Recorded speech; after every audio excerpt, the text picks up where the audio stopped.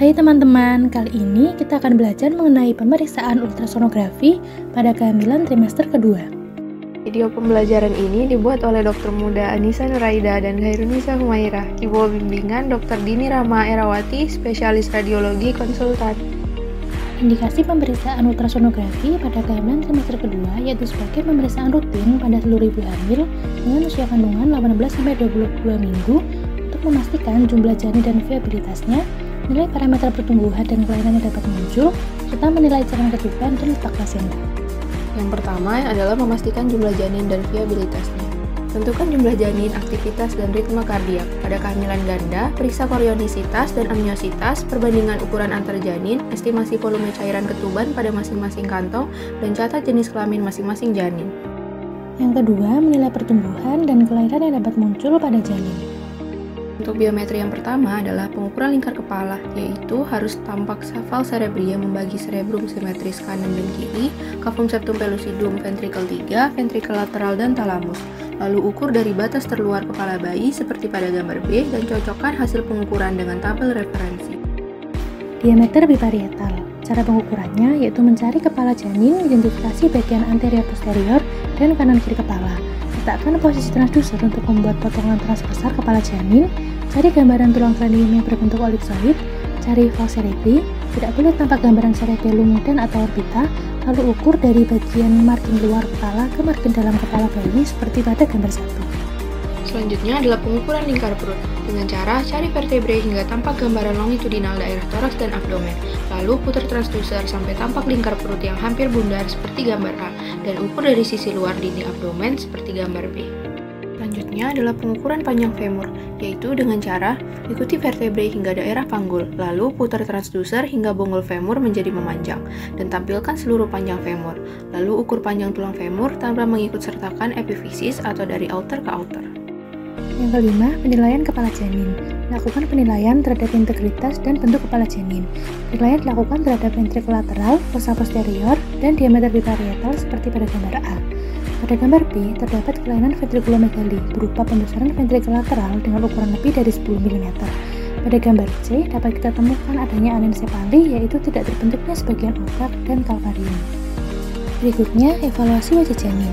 Evaluasi wajah janin didapatkan dengan memutar transducer 90 derajat dari diagonal biparietal dan menggerakkan syarat tangensial untuk melihat mata, bibir atas, dan filtrum seperti pada gambar A dan B. Pada gambar C dapat kita lihat adanya kelainan bibir sumbing berupa terbentuknya celah pada langit-langit mulut, di mana ditunjukkan oleh panah warna merah. Kemudian penilaian torak janin. Evaluasi torak janin dilakukan untuk menilai paru-paru dan 4 bilik jantung. Pada gambar A, tampak torak normal dengan memperlihatkan 4 bilik jantung. Kelainan dapat dilihat yaitu pada gambar B, ventricular hypoplasia, berupa satu atau kedua ventrikel tidak berkembang dengan baik, dan pada gambar C, terdapat infusi pleura yang ditandai dengan gambaran anekoid akibat cairan. Pada gambar D, terlihat adanya herniasi diafragma, yaitu terdorongnya organ-organ dalam perut karena kelemahan pada otot diafragma. Selanjutnya, penilaian abdomen janin. Evaluasi abdomen janin dilakukan tepat di bawah 4 bilik jantung. Pada gambar A, abdomen normal, tampak lambung berupa lingkaran hipoekoid, aorta di depan vertebrae, dan vena cava di anterior kanan dari aorta. Kelainan dapat ditemukan pada gambar B, tampak omphalocele, berupa defek pada dinding abdomen sehingga tampak kantung berunggah di area pusar, dan pada gambar C, tampak atresia duodenum di mana terdapat gambaran double babu. Pada gambar D, tampak gastroskisis berupa keluarnya organ pada perut melalui celah di sebelah kanan pusar, dan pada gambar E, tampak renal genesis, di mana tidak terbentuknya satu atau kedua ginjal dan hilangnya arteri renalis pada pemeriksaan Doppler. Berikutnya, penilaian muskuloskeletal. Penilaian muskuloskeletal dilakukan untuk mengevaluasi vertebrae dan keempat ekstremitas janin. Pastikan tidak ada angulasi dan ukuran proporsional. Pada gambar A, tampak tulang vertebrae, pada gambar B, tampak tulang femur, gambar C tampak kaki bagian bawah, gambar D tampak umerus, dan pada gambar E tampak antebrakii berupa radius dan ulna.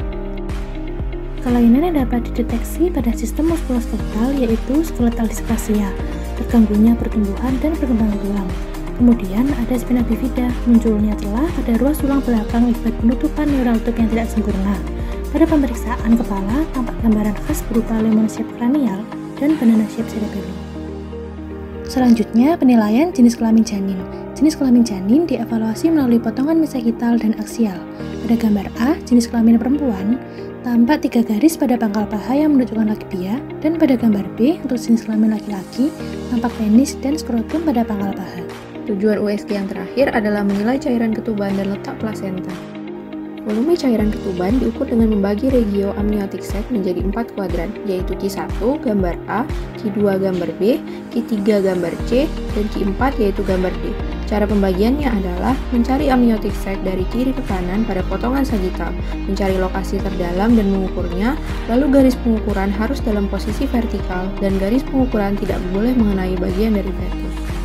Berikut adalah gambaran cairan ketuban yang normal ditunjukkan oleh gambar A dan tampak cairan ketuban yang kurang atau oligohydramnios pada gambar B. Dapat terlihat juga pada keempat kuadran yaitu Q1 sampai Q4, jarak dari amniotic sac ke fetus sangat dekat yang terjadi pada kondisi oligohydramnios. Selanjutnya, tampak gambaran cairan ketuban yang normal pada gambar A, sedangkan gambar B menunjukkan cairan ketuban yang banyak atau oligohydramnios. Dapat terlihat juga pada 4 kuadran, yaitu dari Q1 sampai Q4, jarak dari amniotic sac ke fetus sangat lebar, seperti pada kasus oligohydramnios. Selanjutnya, mengevaluasi letak plasenta dengan cara mulai dari fundus uteri, gerakkan probe dari kiri ke kanan pada potongan sagital. Lakukan hal yang sama pada bagian inferior uterus dan identifikasi tepi dari plasenta. Berikut pada panah A, C, dan D, tampak plasenta, sedangkan pada panah B tampak umbilical cord.